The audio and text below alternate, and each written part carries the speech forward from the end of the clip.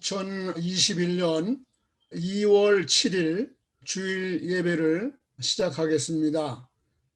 다 같이 묵상 기도 드리시겠습니다.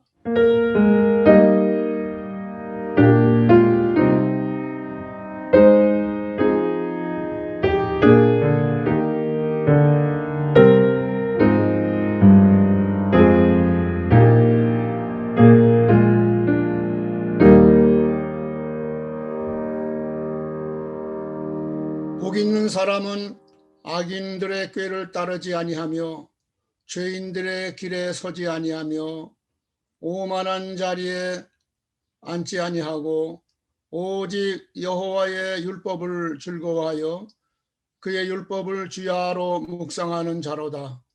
그는 시냇가에 심은 나무가 철을 따라 열매를 맺으며 그 잎사귀가 마르지 아니함 같으니 그가 하는 모든 일이 다 형통하리로다. 아멘.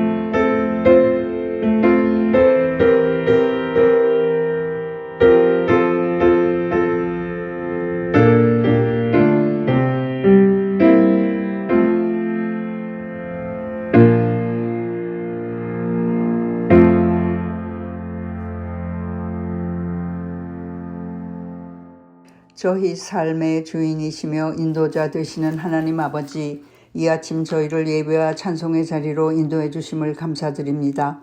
비록 온라인으로 모일 수밖에 없지만 정성으로 준비해 드리는 예배에 주님의 크신 사랑과 한없는 은혜를 부어주시길 소원합니다.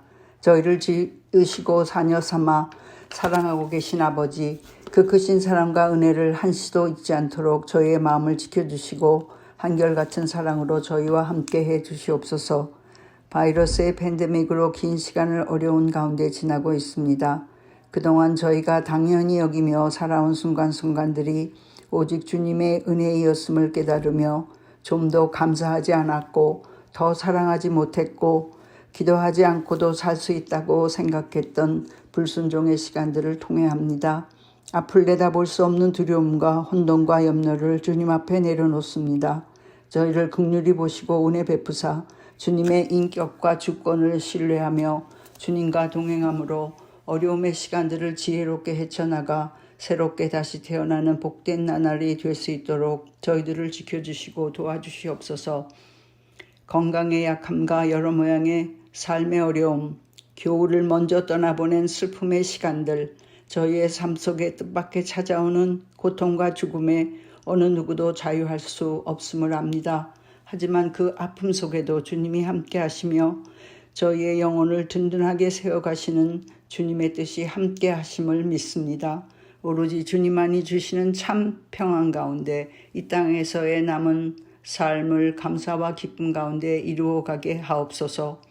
주님이 예비하시고 허락하신 온타리오 공동체 주심을 감사합니다. 매주 예배를 위해 수고하는 손길과 임원들의 섬김에 주님이 주시는 능력과 기쁨이 차고 넘치게 하옵소서. 그리스도 안에서 한 몸을 이룬 지체들 서로 위해 기도하며 격려하며 존중하면서 주님이 저에게 향하신 선하고 기뻐하신 온전한 뜻을 함께 이루어 가길 소원합니다. 말씀으로 먹이시며 가르치시는 장 목사님께서 저희와 함께 하심을 감사드립니다. 항상 영육간에 강건하게 하시고 선포하시는 말씀 위에 권위와 능력이 있게 하시어 진리의 말씀이 삶의 변화와 성숙을 이루는 생명의 양식, 밝은 빛이 되게 하옵소서. 온타리오 교회의 선한 일을 시작하신 주님, 저희 모두 한 마음을 품어 하나 되어 주님의 몸된 제단을 아끼며 지키며 서로 사랑함으로 저희 모두가 저희를 향하신 주님의 꿈을 이루어가는 진실하고 충성된 일꾼이 되게 이끌어 주시옵소서. 저희의 생명 되시며 반석 되시는 예수님의 이름 받들어 기도합니다.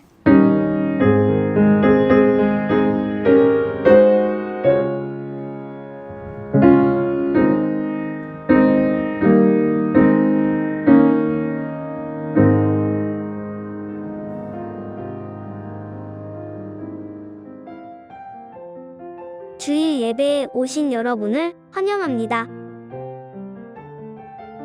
새벽 기도회가 매주 화요일부터 금요일까지 오전 6시에 줌으로 드려집니다. 2월 21일 주일부터 6주간 사순절 기간이 시작됩니다.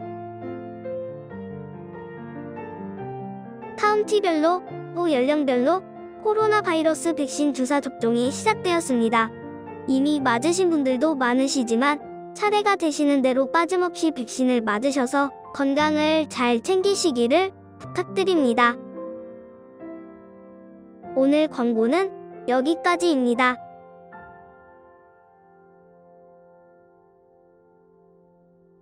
오늘 아침 주시는 하나님 말씀은 출애굽기서 20장 1절부터 6절까지에 있는 말씀이 되겠습니다.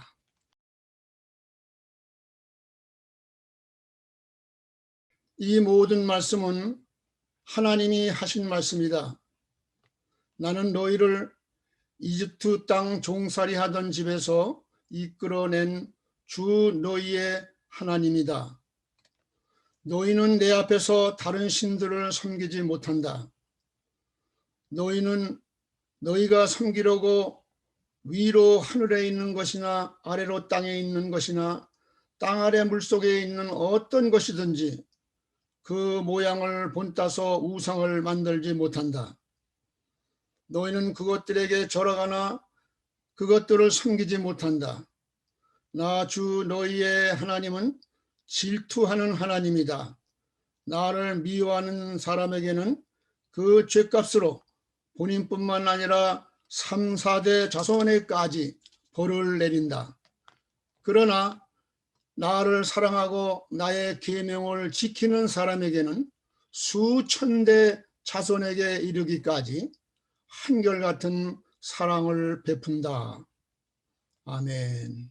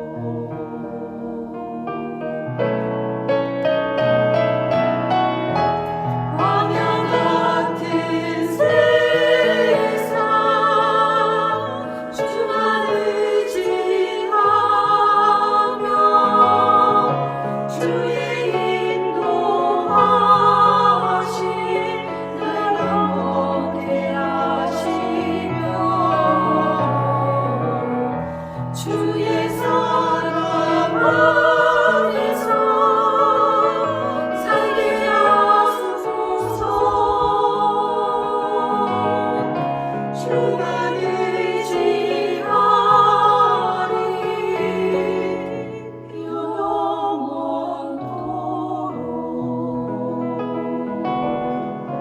주만 의지하리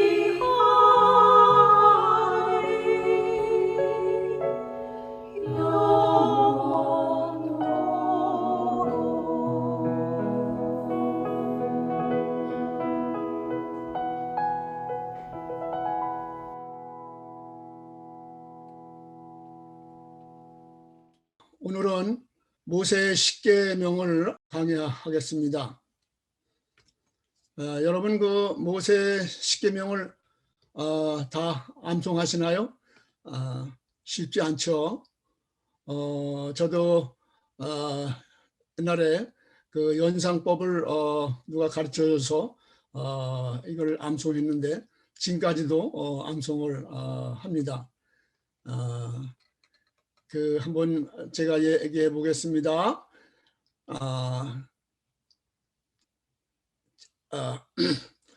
제 일은 오직 하나, 유일신 하나님만 섬기라 하는 그런 뜻이 되겠죠.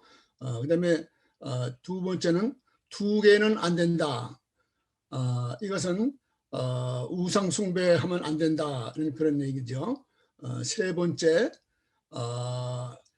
하나님 이름을, 이름 석자를 말하는 건데 하나님의 이름을 망령되지 하지 마라.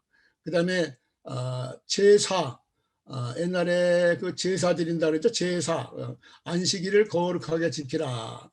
또 그다음에 오만이, 이거 북한 말인데요. 부모에 관한 거죠. 그래서 부모를 공경하라. 또 육철포, 이거는 저 옛날에 그 육철포라는 게 있었어요. 살인하지 말라 그런 뜻이고, 또 칠보단장 여인을 조심하라. 간음하지 말라 그런 뜻이죠. 그 다음에 팔뚝시계, 도둑질하지 말라 그런 뜻입니다. 그 다음에 구구하게 변명하지 말라, 거짓 증거하지 말라 그런 것이죠. 그 다음에 이 모든 10가지를 탐내지 말아라, 이런 10가지 계명이 되겠습니다. 이렇게 우리가 연상법으로 하면은 잊어먹지 않고 쉽게 우리가 암기할 수가 있을 것입니다. 그 성경 배경을 조금 말씀을 드립니다. 오늘 여기 출애굽기 20장이지만 19장에 보면은 그 하나님께서 이제 모세를 그 시내 산에서 부르시고, 그래서 모세에게 그 이 십계명을 주십니다. 그래서 여기 그 이 십계명에 그 5절 6절에 19장 5절 나오는데, 내 언약을 잘 지키면 네가 제사장 나라가 될 것이고 나의 거룩한 백성이 될 것이다는 약속의 말씀도 함께 주셨습니다. 그 시내산이 뭐 특별한 산은 아니죠. 거기에 이제 하나님이 강림하시고 또 모세를 부르셨기 때문에 아주 오늘날 유명한 그 산이 된 것입니다. 역사적으로 보면은 그 이제 하나님이 모세를, 지난 주일에 제가 설교 말씀했죠.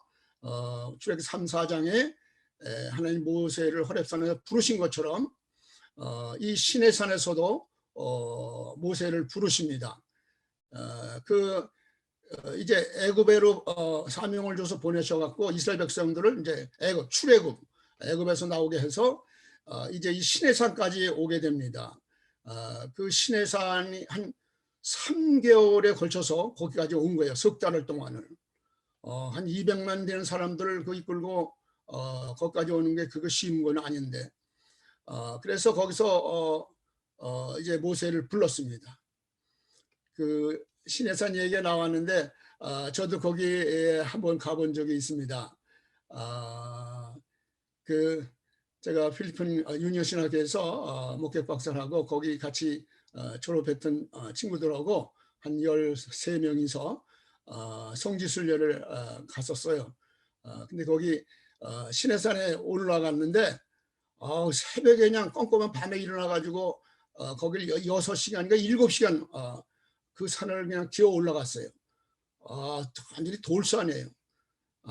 그래 얼마나 고생을 했는지. 그렇지만은 뭐 평생에 한 번 올 거라 생각하고 올라갔는데 올라갈 때 이제 해가 뜰 때를 맞춰서 올라간 거예요. 근데 정말 장관이었어요. 그 시내산 그 전체가 바위돌 산인데 그 해가 아침에 뜨면서 그냥 그 불타오르는 그 광경이 너무나 아름다웠어요. 바위에 올라가서 두 손 들고 모래처럼 한번 기도한 적이 있었는데 뭐 그 산이 이렇게 유명한 거는 다른 게 아니고 하나님이 거기에 강림하셔서 모세에게 십계명을 주셨기 때문에 유명한 거예요. 어디든지 하나님의 임재하면은 그것이 거룩한 것이 되는 것이죠. 우리 교회 주님이 임재할 때 우리 예배가 아름답고 또 복된 것이 되는 것입니다. 이래서 그 모세에게 이제 계명을 주셨는데 이것이 이제 모든 율법의 기초가 되는 것입니다. 그 율법에는 크게 세 가지로 우리가 생각할 수 있는데 여기 그 토라가 있습니다. 토라는 그 5개의 율법이 되는데요. 그 창출, 레민, 신, 창세기, 출애굽기, 레위기, 민수기, 신명기 이것을 토라라고 그러는데 이것이 이제 하나님의 주신 그 율법에 해당됩니다.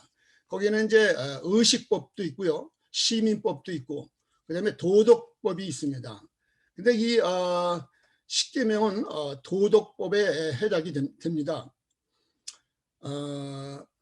그런데 백성들은 이 토라의 규정을 이 문자적으로만 해석하고 문자만 지키면 된다 이렇게 그 생각하고 문자만 지키고 살았는데 그렇게 보니까 형식적이 되는 거예요.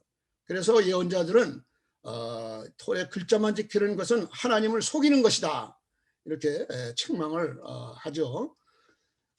그래서 이 하나님은 십계명을 문자만 지키는 것이 아니라 그 실천, 그 정신을 실천하라고 하는 말씀입니다. 그래서 오늘 이것을 영적으로 좀 해석한다고 제가 말씀을 드리는 것입니다.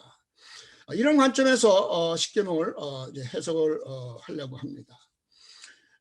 이 십계명은 그 10가지지만 우리가 크게 2가지로 나눌 수가 있겠죠. 첫 번째는 하나님에 대한 계명입니다. 그것은 이제 첫 번부터 4번째까지 해당되고, 그 다음에 5번째부터 10까지는 우리 인간들에게 대한 그런 계명이 되겠습니다. 자, 그러면 이제 우리 본론으로 들어가서 그 먼저 하나님에 대한 계명 1번부터 4번에 있는 계명을 강의하겠습니다. 자, 첫 번째 계명이죠. 3절의 말씀입니다. 너는 나 외에는 다른 신들을 내게 있게 말지니라. 오직 유일신이죠. 하나님 외에 다른 신들에게는 내가 섬기지 못한다. 이런 뜻입니다. 그럼 하나님께서 말씀하시기를 나는 너를 애굽에 너희가 종되었던 거기에서 너희를 건져낸 하나님이다. 이렇게 하나님께서 직접 말씀을 하셨습니다. 그렇기 때문에 우리는 하나님 외에 다른 신을 우리가 섬길 수가 없는 것입니다. 이것은 하나님이 여기 본문에 이제 아까도 읽었습니다만은 이 말씀을 어기고 지키지 않는 사람, 또 하나님을 비방하는 사람은 3대까지도 그 벌을 내리신다고 그랬어요. 그러나 말씀을 계명을 잘 지키는 사람에게는 1000대까지 내 자손에게 번성과 축복을 주리라고 하나님이 약속을 하셨습니다. 이 말은 무슨 말인 거니? 절대 하나님만을 우리가 섬기고 우상을 우리가 섬기면 안 된다 하는 그런 얘기가 되겠습니다. 그래서 여기 단순하게 우리가 보면은 그냥 우상 숭배 그런 거 같지만은 여기는 오직 하나님만을 우리의 마음과 사랑과 충성을 바치라고 하는 것이죠. 우리 삶의 모든 것들이 다 하나님께로부터 왔음을 우리는 인정하고 감사해야 될 것입니다. 모든 우상들은 다 우리는 거부해야 됩니다. 왜냐하면 이 우상 숭배를 하면요 인간을 소외시키는 게 되는 겁니다. 인간이 만약에 돈을 좋아하면 돈의 노예가 되는 거예요.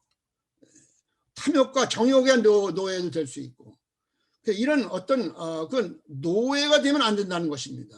그래서 우리는 이런 모든 우상을 거부해야 되는 것입니다. 오로지 하나님만을 섬길 때 하나님이 기뻐하시고 하나님이 우리를 축복해 주시는 것이죠. 이것이 1계명의 아주 가장 중요한 말씀이라고 볼 수가 있습니다.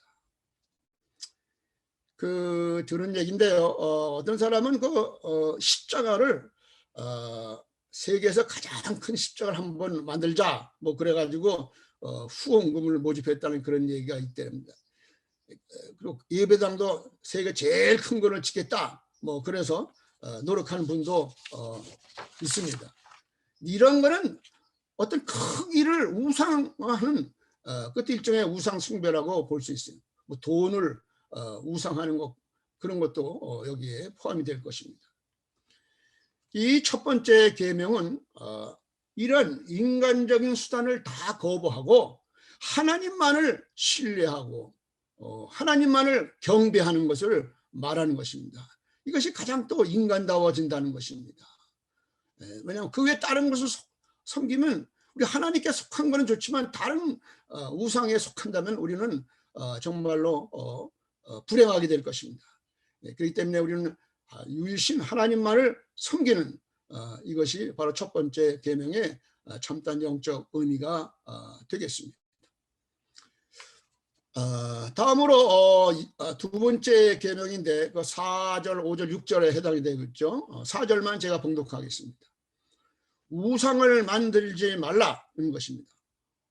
또 하나님의 형상을 만들지 말고 거기다 절하지도 말라 이렇게 말씀하고 있습니다. 그러니까 1계명은 다른 신들과의 비교하는 거라면 이 2계명은 하나님 자신의 형상을 만들지 말라는 거예요. 이게 여기에 아주 주된 의미라고 볼 수가 있습니다. 우상을 만들어서 뭐 거기다 절한다든가 또는 어떤 형상을 만들어 갖고 거기다 절한다든가 이런 것은 하지 말라고 하나님이 분명히 말씀하고 있어요. 이거를 또 문자적으로 해석하는 사람들은 또 이슬람교나 여호와의 증인 이런 사람들은 십자가나 예수님의 초상화 모자이크를 사용하지 말라는 게 일종 사용하지 않고 있습니다. 이거는 일종의 문자적인 해석이라고 볼 수 있어요. 우리는 교회에다가 걸어야죠. 십자가 없는 교회는 교회가 아니에요. 근데 오늘 이단 종교들 보면은 이 십자가 없는 그러면서 핑계는 하나님이 이렇게 두 번째 계명에 이렇게 했다고 말하지만 그거는 잘못된 것입니다. 이 둘째 계명의 영적인 해석은 뭐냐면은 하나님의 능력을 눈에 보이는 어떤 사물로 도구하지 말아라 그런 뜻이에요. 이게 무슨 말인 거니? 구약 성경에 보면은 이제 예를 들면 홈리와 비누아스에 대한 얘기가 나오는데 이 사람들은 그 언약교에 어떤 신성한 힘이 있다고 전쟁에 나갈 때 그것을 이용했던 것이에요. 이처럼 인간은 뭔가 끊임없이 어떤 물건에 신적인 힘이 있다고 믿고 그래서 그것에 현혹되는 경우가 있다는 것입니다. 예를 좀 들면 이 캐톨릭 교회에서는 사죄 이렇게 축성을 하고 나면 물이 신성해진다. 그래가지고 또 그렇게 말을 하고 또 어떤 기도원에 가서는 또 이 기도에 받는 그 응수가 돼서 치료 효과에 좋다. 뭐 그래갖고 돈을 주고 팔기도 했다는 그런 얘기도 들은 적이 있어요. 이런 거는 정말 잘못된 것이죠. 이 두 번째 계명은 오직 하나님 외에 그 어떤 곳에도 신성이나 신적인 능력이 없다는 것을 말씀하고 있는 것입니다. 그렇기 때문에 그 어떤 사물에다 어떤 물건에다가 우리가 숭배하고 하거나 무슨 주술을 하거나 마술 뭐 이런 것들 다 이 계명을 범하는 것이 되는 것입니다. 우리는 오직 우리의 시선을 보이지 않는 하나님과 그분의 성품을 묵상하고 예배하는 데 집중해야 되는 것입니다. 눈에 보이는 어떤 그런 형상에다가 우리가 숭배하는 게 아니라는 것입니다.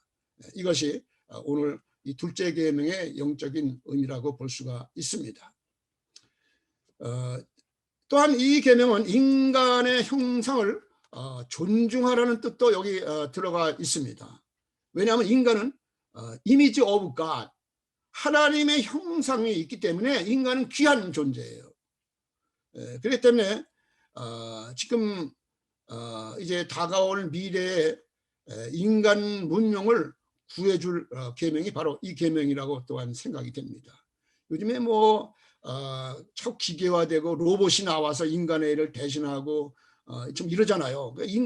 인간이 설 곳이 없어져요. 이제 이게 좀 잘못돼 가는 겁니다. 이게 과학이 발달되는 건 좋지만 이렇게 되게 되면은 완전히 인간 소외가 되는 거예요. 그렇지만 우리는 이렇게 하나님의 형상을 담은 인간보다 더 귀한 건 없다 하는 것을 확실히 우리는 알아야 될 것입니다. 이것이 이제 두 번째 계명의 가장 중요한 영적인 의미라고 볼 수 있겠습니다. 그다음에 이제 세 번째 이름 속자죠. 하나님의 이름을 함부로 부르거나 또 망령되이 하지 말라 하는 그런 말씀이 되겠습니다. 이걸 문자적으로 좀 하면 오 마이 갓, 우리도 저도 가끔 어떤 급하거나 어려운 일 당하면 오 마이 갓 그런 소리 나도 모르게 나오는데 그것도 좀 조심해야 될 것 같아요. 막 하나님의 이름을 그런데 막 써먹으면 지저스 크라이스트 뭐 이런 거 미국 살다 보면 이제 그런 말에 입에 배가지고 튀어나오는 경우가 있는데 이것도 좀 조심해야 되겠죠.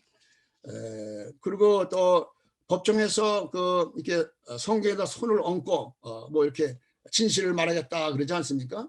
근데 아나베프티스트 침례교의 그 그룹의 어떤 그룹에서는요 이런 법정 맹세를 거부하기도 했답니다. 이런 문자적으로 해석한 거죠.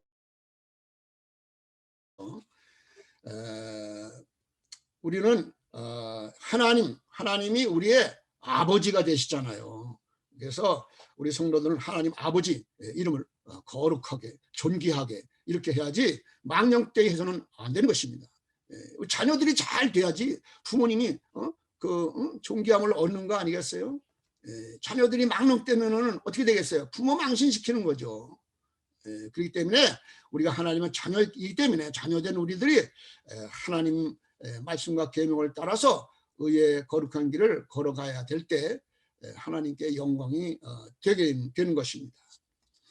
자, 이걸 한번 영적으로 한번 생각을 좀 해보면은 우리의 그 말하는 것도 하나님 앞에서 하는 말이라고 우리는 생각을 해야 됩니다. 하나님은 다 듣고 계셔, 보고 계시고 우리의 머리털까지도 다 헤아리고 계셔요. 여러분 머리에 머리카락 지금 몇 개가 있는지 모르잖아요. 하나님은 그것까지 다 헤아리고 계시다는 분이에요. 두렵죠, 하나님.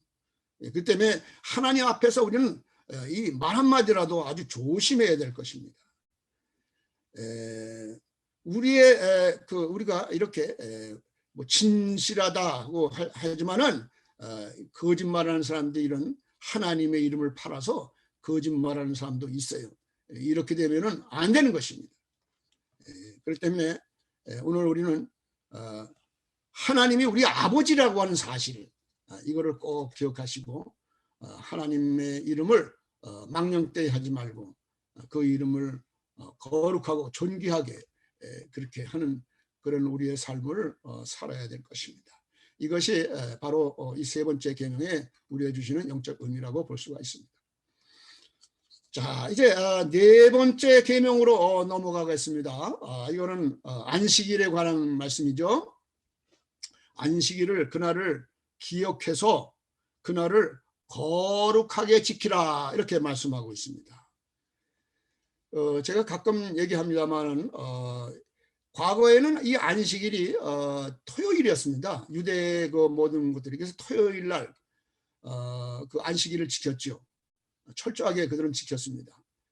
그래서 금요일 밤이면 가게 문도 다 닫고 물건도 안 팔아요.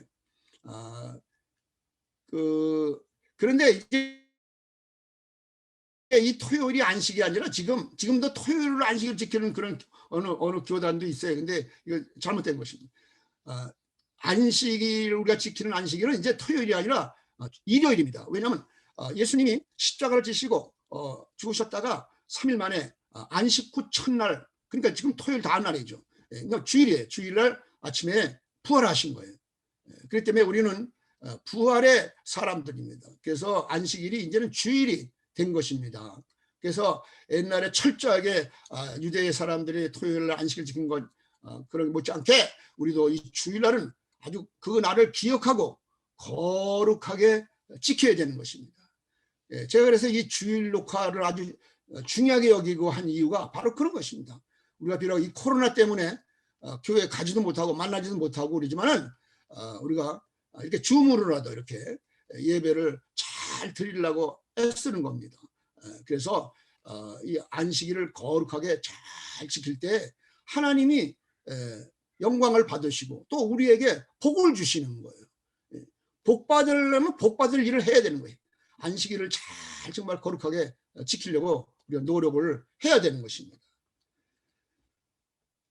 여기 아주 보수 교단 이런데 장로교단의 그 교단도 교파가 많잖아요. 근데 아주 고신칙이라는 보수 교단에서는 옛날 유대인이 하던 식으로 토요일 날 아주 물건을 잔뜩 사다 놓고 주일 성수 이렇게 철저했다고 하는 것입니다.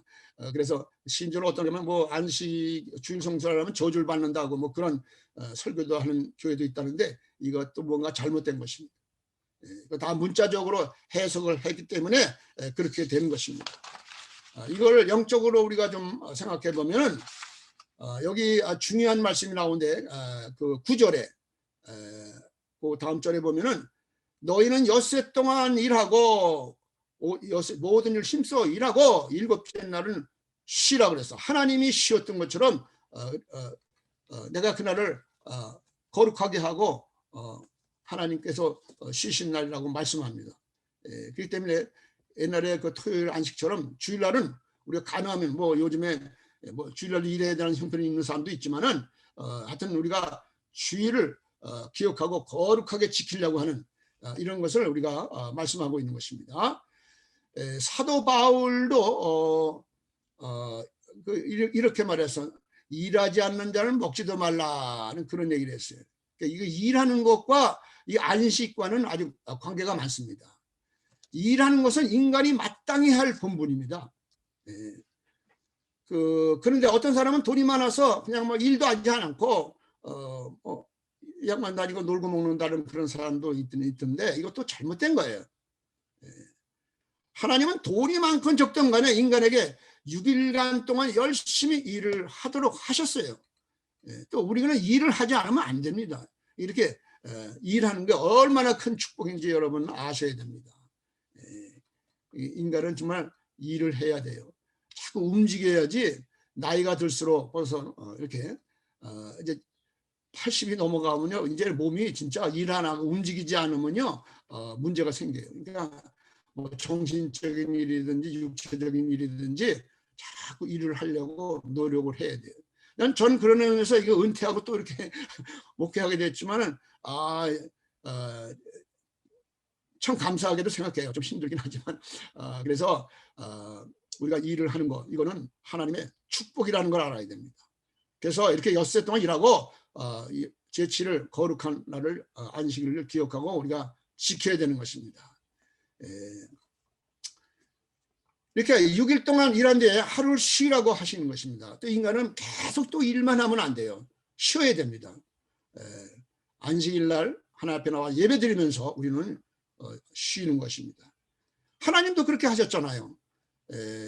하나님이 그 6일 엿새 동안 이 세상 모든 걸 창조하시고 제7일에는 쉬신 거예요. 하나님이 그래서 그 안식일 날을 쉬게 하고 복되게 하셨다고 본문에도 말씀하고 있습니다. 복된 날이에요. 안식일 날은 거룩한 날. 우리가 예배 드리는 날은 그냥 부담스럽게 의무적으로 하는 게 아니라 복 받으러 간다 생각하면 가면 되는 거예요. 그래서 이 주의를 잘 지켜야 되는 것입니다.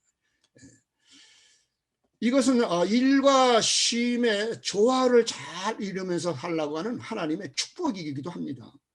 계속 일만 하면 병들어 죽어요. 그렇기 때문에 우리가 안식일을 거룩하게 지키면서 쉬어야 되는 것입니다. 하나님이 우리에게 복을 주시려고 그렇게 하는 거예요. 그러니까 우리가 이 계명을 잘 지켜야 되는 것입니다.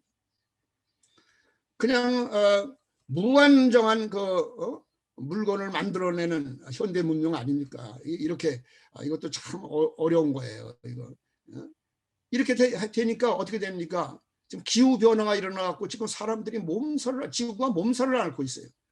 이거 우리가 생각을 많이 하고 정말 지구도 좀 쉬게, 너무 개발하고 이러는 건 안 좋은 것 같아요. 그래서 6일 동안 일한 뒤에 하루를 쉬라고 하신 것입니다. 하나님이. 하나님도 그렇게 하셨는데 우리 인간이 계속 이렇게 일만 하면 안 되겠죠. 또 나아가서 우리는 이 계명이 이 장차 이제 우리가 부활에 참여하게 되는데 하나님 나라에서 안식하는 그런 것을 지금 우리가 이 현실 사회, 이 세상에서 우리가 미리 경험하는 것도 된다는 것입니다. 여기서 영원한 안식에 들어가기 전에 우리가 여기서 이런 안식일을 지키면서 그 나라에 가서 영원한 안식을 누리는 것을 맛보는 거다. 이제 그렇게 생각을 하고 우리는 안식일을 잘 지켜야 될 줄로 믿습니다. 이제 5번째로 넘어가겠습니다. 이 5번째에서부터 10번까지는 우리 인간들에게 주시는 계명이 되겠습니다. 5번째 계명은 이제 12절로 넘어갑니다. 12절에 보면 너희 부모를 공경하라 그랬어요. 그리고 뒤에 보면은 네가 땅에서 내 생명이 길리라 그랬습니다. 오래 살고 생명이 길려면은요 효도를 잘해야 돼요. 효도하면은 하나님이 생명을 길게 해주신다 그랬어요. 요즘에 참 이 효도하라고 그러면 이건 구닥다리라고 사람들 생각할지 모르는데 부모 효도 이건 하나님의 계명이에요. 부모에게 잘해야 되는 것입니다. 자기들 장가 들고 자기들 애 낳고 부모가 안 되나요? 그러니까 부모에게 잘해야지 자기 자식들에게도 효도를 받는 거예요. 이게 하나님의 계명이기 때문에 우리는 이걸 잘 지켜야 되는 것입니다.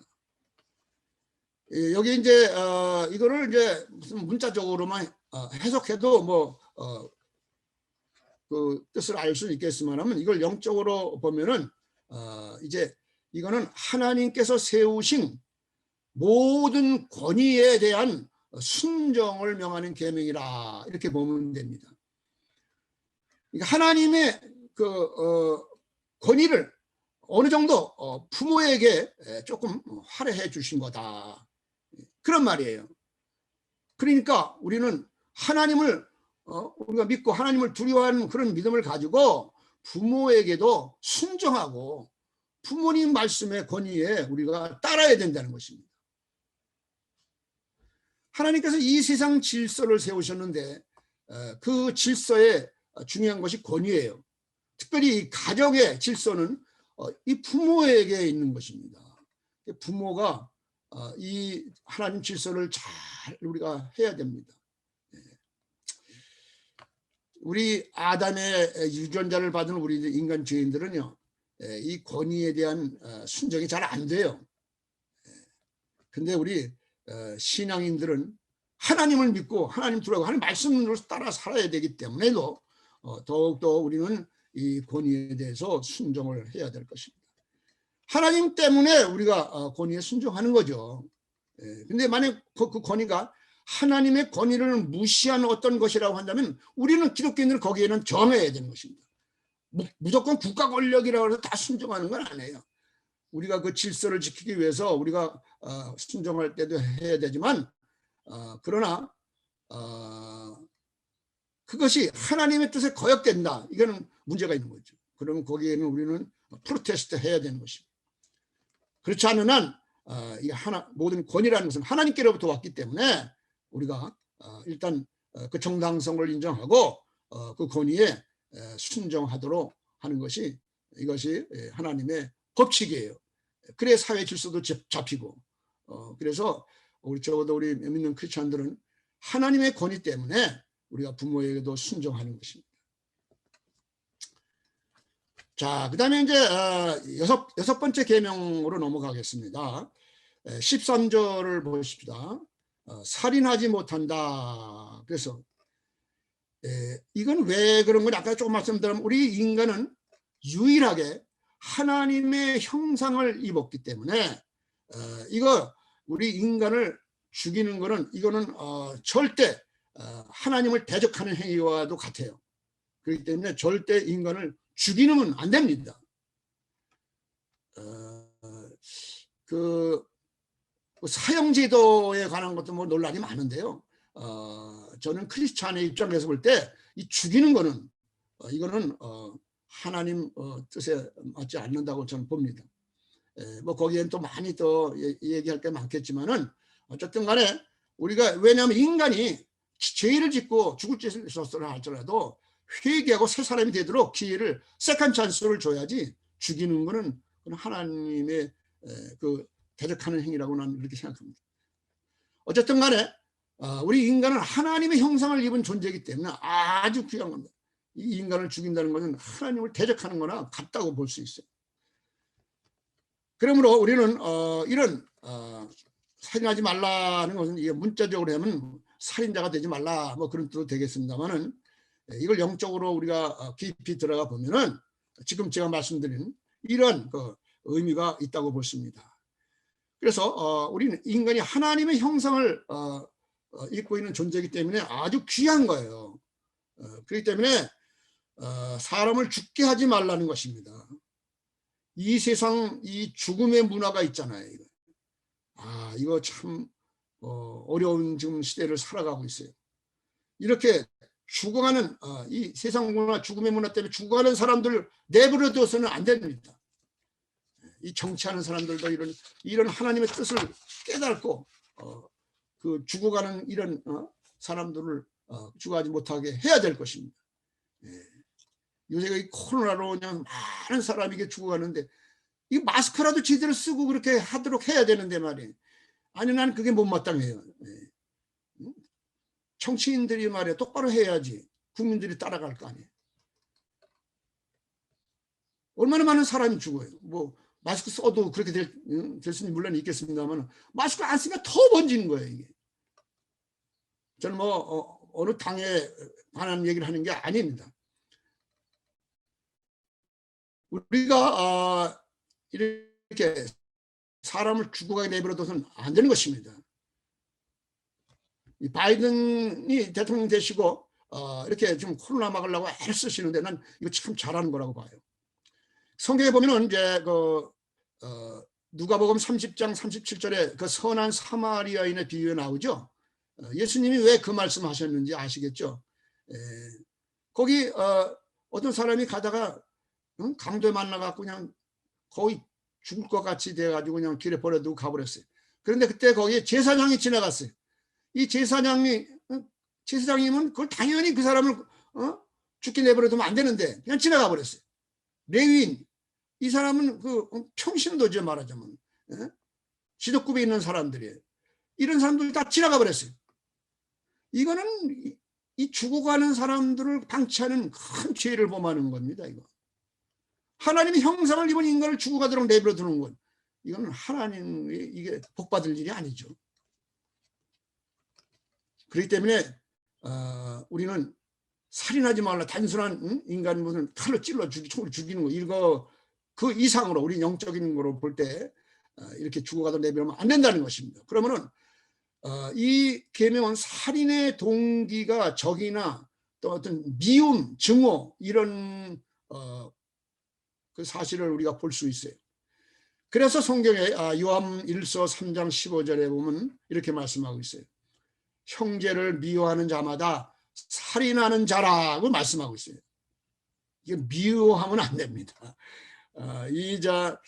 우리 믿는 사람들도 참 이렇게 세상 살다 보면 이게 미워하는 사람이 있을 수 있어요. 미워하면 안 됩니다.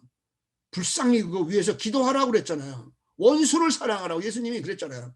뭐 원수까지는 안 되더라도 미워해서는 안 됩니다. 우리는 미워하는 것을 그쳐야 됩니다. 미워하지 않는 최선의 길이 있는데 그게 무엇인지 아십니까? 사랑하는 거예요. 사랑하면 이 사랑은 내 힘으로는 안 돼요. 하나님 사랑으로 해야지. 나 같은 죄인을 위해서 말이야, 독생자 하나밖에 없는 아들까지도 십자가에서 내 죄를 대식해서 죽게 하시고 나를 구원해 주신 그 하나님 사랑을 체험한 사람은 당연히 내 마음에 안 들어도 사랑하는 것입니다. 위해서 기도하고 그러다 보면 그 사람이 변화돼서 훌륭한 사람이 되는 거예요.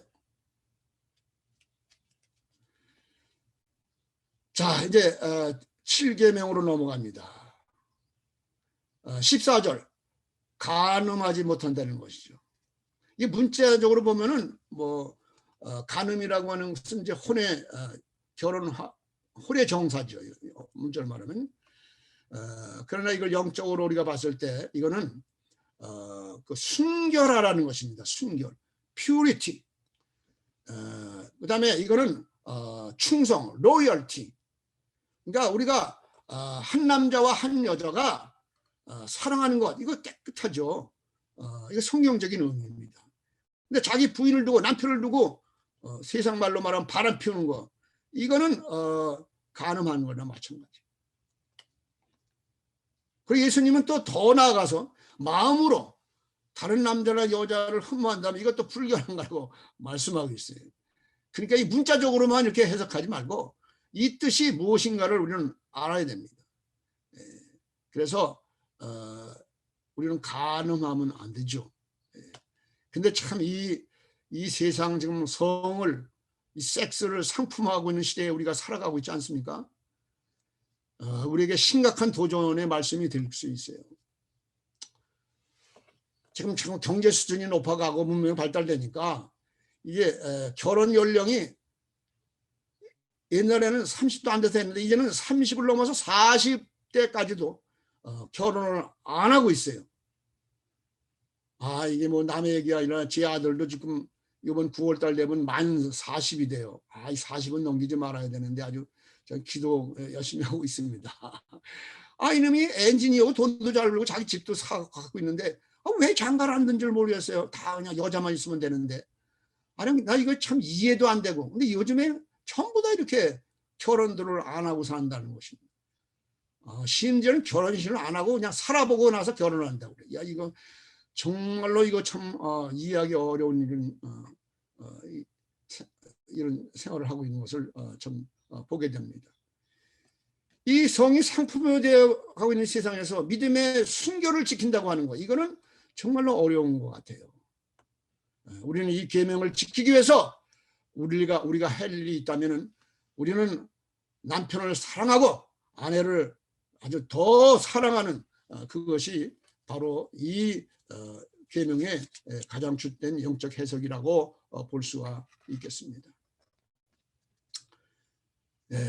이제는 팔뚝시계 여덟째로 넘어갑니다. 도둑질하지 말라는 거죠. 도둑질은 뭐 남의 물건을 훔치는 것이죠.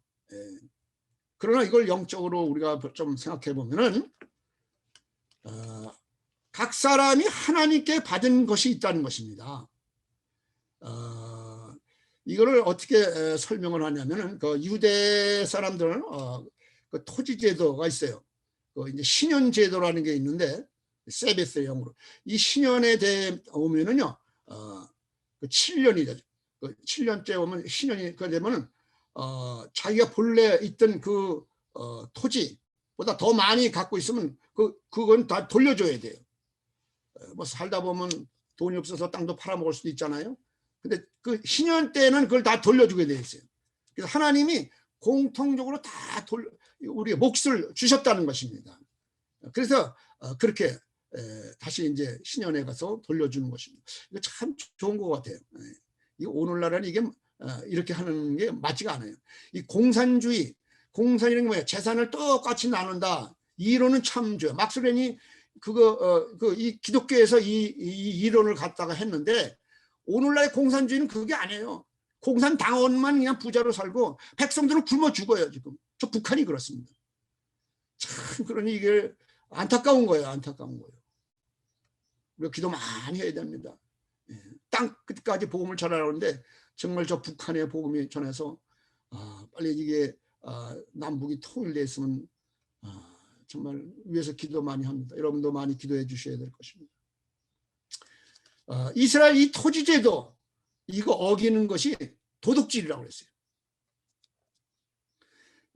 제가 성경에 그 예화를 하나 들면 아합 왕이 있죠. 구약에 보면 구약 성경에 보면 거기 나봇의 포도원에 관한 말씀이 나옵니다. 이 나봇이 포도원을 좋은 포도를 하나 갖고 있었는데 이 아합 왕이 말이에요. 그 나봇의 포도원을 갖고 싶어가지고 자기는 부자고 얼마나 있는데 돈을 주고 권력을 이용해서 그래서 그 나봇의 포도원을 갈아채는 것입니다.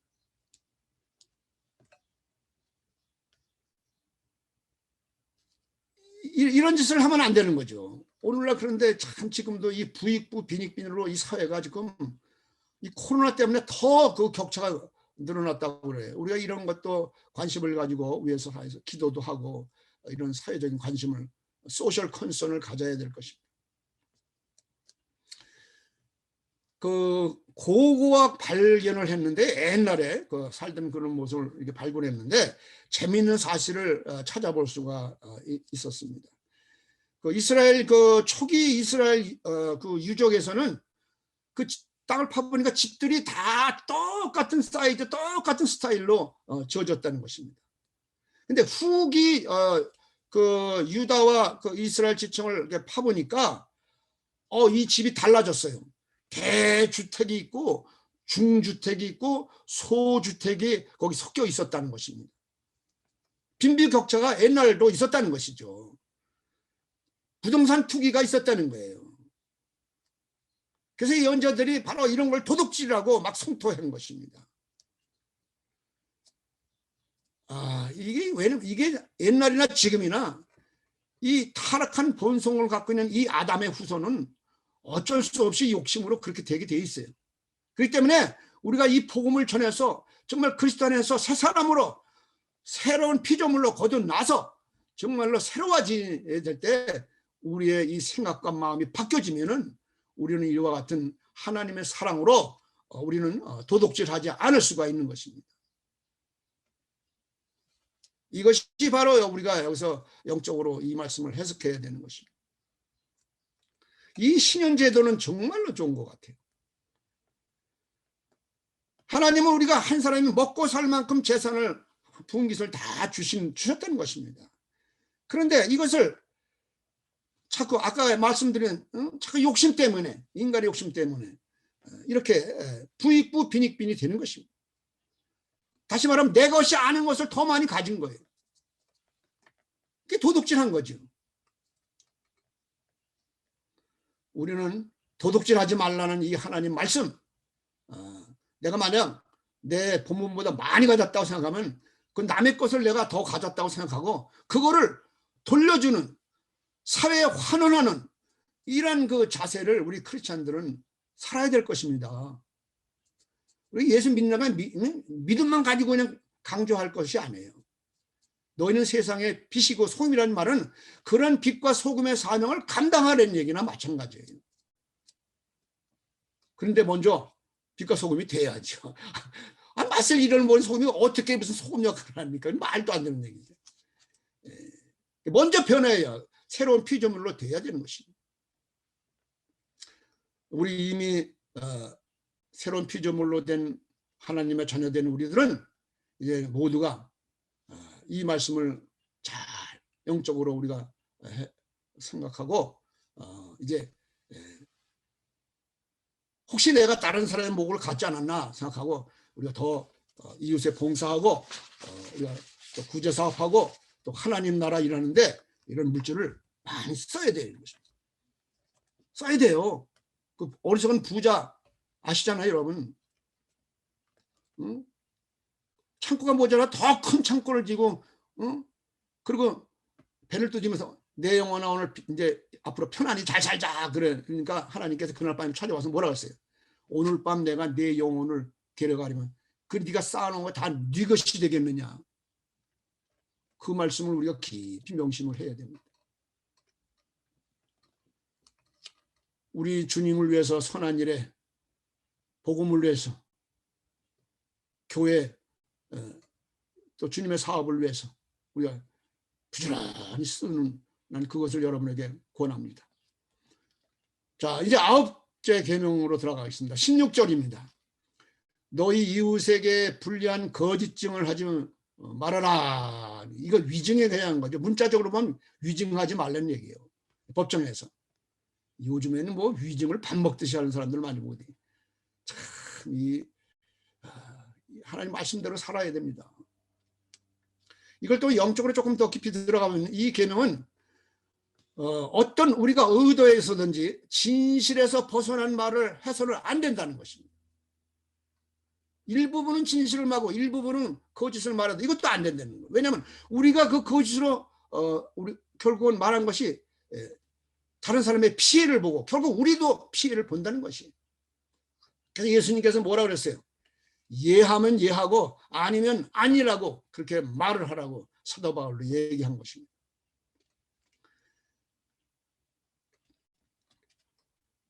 아닌 걸 기라고 그러면 안 되겠죠. 아니면 아니고 기면 기예요.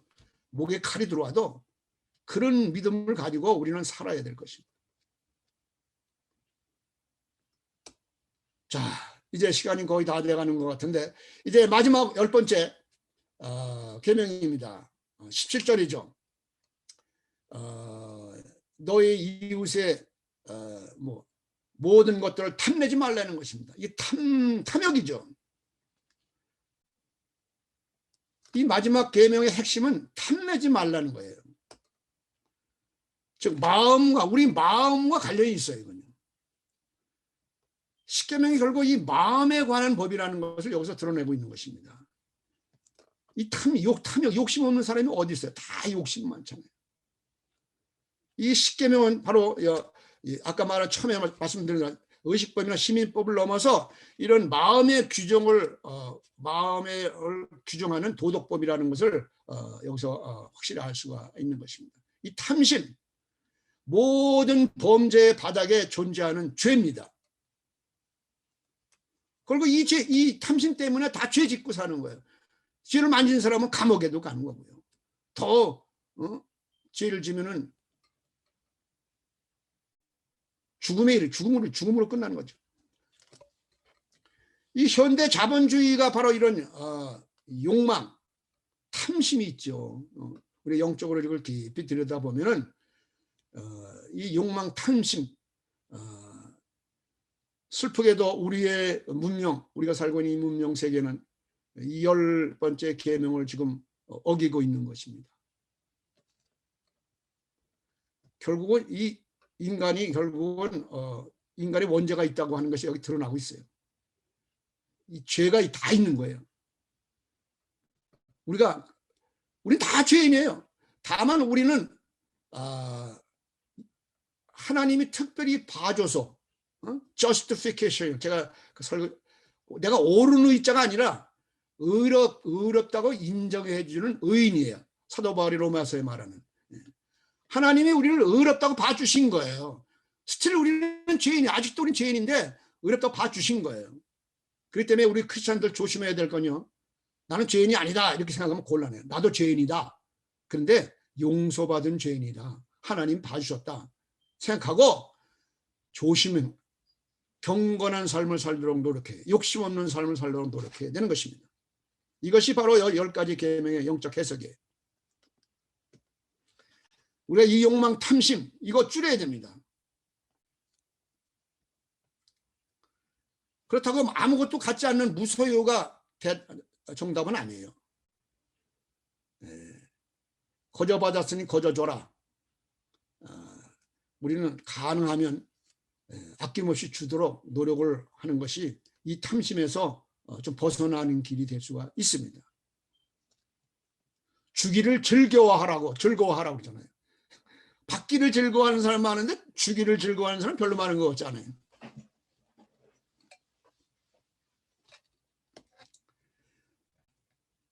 이 원죄를 예수님께서 십자가에 못 박고 우리를 거듭나게 하셨으니 이제는 우리가 용서받은 죄인으로서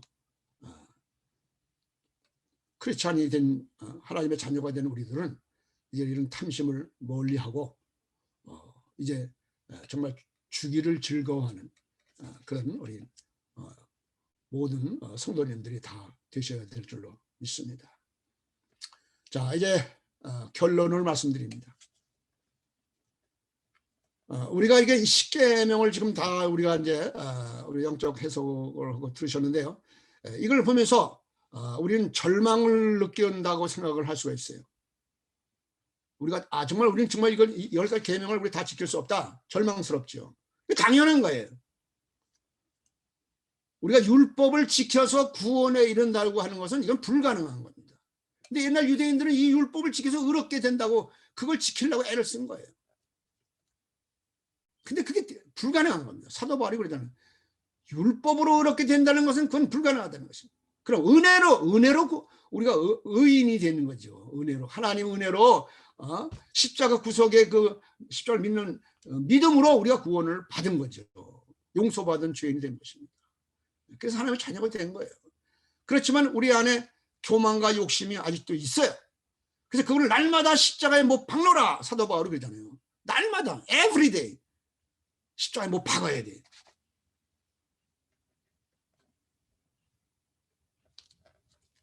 그런데 이 십계명을 아주 그냥 문자적으로 영적으로 다 지킨 분이 한 분 계세요.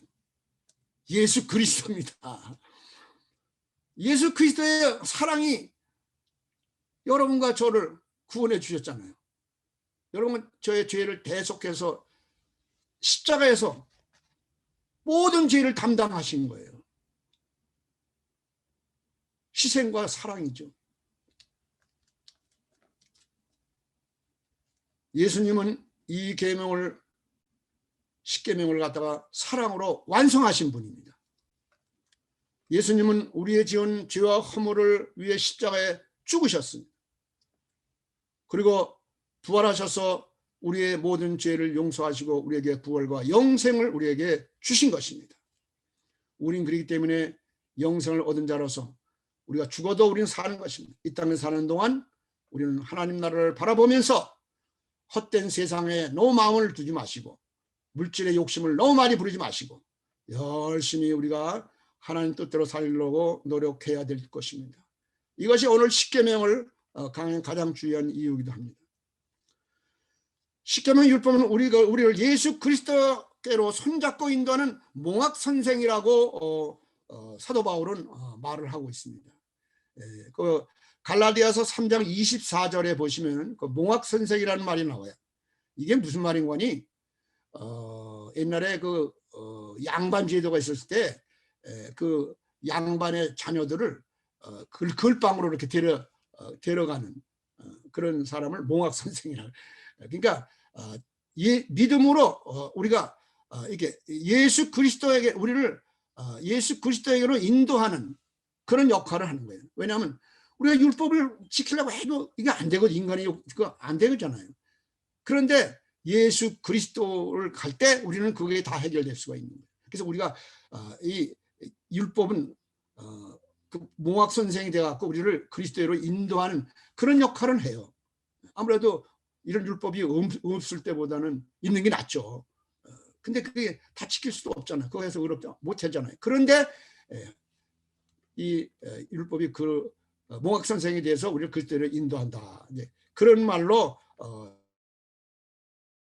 해서 말씀한 것입니다. 자, 이 십계명의 완성자로서의 예수 그리스도, 우리는 그분을 이 사순절, 다음 주부터 사순절이 오는데 사순절의 가장 중요한 키가 십자가 아닙니까?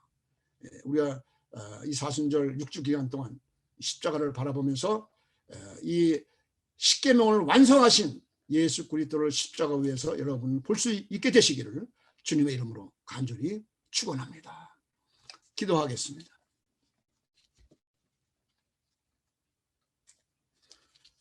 사랑과 은혜의 하나님 아버지, 우리를 위해 하나님의 말씀 십계명을 주심을 감사합니다. 또 십계명의 완성자로서 예수 그리스도를 이 땅에 보내주시고 우리를 구원해 주신 것 진심으로 감사드립니다. 이제 우리를 주님의 십자가 구속의 은혜로 구원받은 자로서 이제는 하나님의 사랑, 이웃사랑을 실천하는 그런 모범된 성도들이 다 되게 하여 주시옵소서. 오늘도 거룩한 주일을 맞아 주님 앞에 온라인으로 예배드리고 정성껏 예배드리는 모든 성도님들, 또 오늘도 귀한 예물을 하나님 앞에 드리는 손길들을 주님 기억하시고 그들을 축복하여 주시옵소서. 저들이 손잡고 기도하는 모든 소원들을 이루어 주시고 이 땅에서 하나님 나라 이루는데 귀하게 쓰임받는 일꾼들이 다 되도록 저들의 삶과 저들의 자녀들을 축복하여 주옵소서. 예수님의 이름으로 감사하며 기도하옵나이다. 아멘.